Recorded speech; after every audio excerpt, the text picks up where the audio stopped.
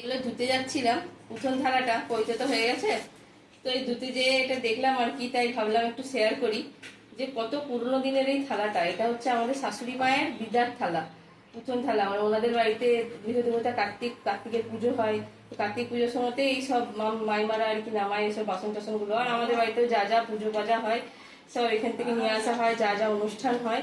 তো এই দেখুন কত সুন্দর উঠোন থালাটা, ছোট্ট ছোট্ট বাটির মতো ডিজাইন করা, বড় থালার মধ্যে কি সুন্দর না, সব রকম সাজিয়ে একসঙ্গে এটাতে বরণ করা হয়। মানে বরণ থালাও বলে বা উঠোন থালাও বলে। তো এগুলো কত পুরোনো দিনকার জিনিস, এই কাঁসা পাথরের জিনিস কখনো কিছু খারাপ হয় না, মানে চির অক্ষয় এগুলো, বংশ পরম্পরা এগুলোতেই চলে যাচ্ছে। দেখুন কত সুন্দর। তো বইতে শেষ, এবার এগুলো ধুয়ে নিতে হবে, আজকে 8 দিন পরে এগুলো ধুতে হয়।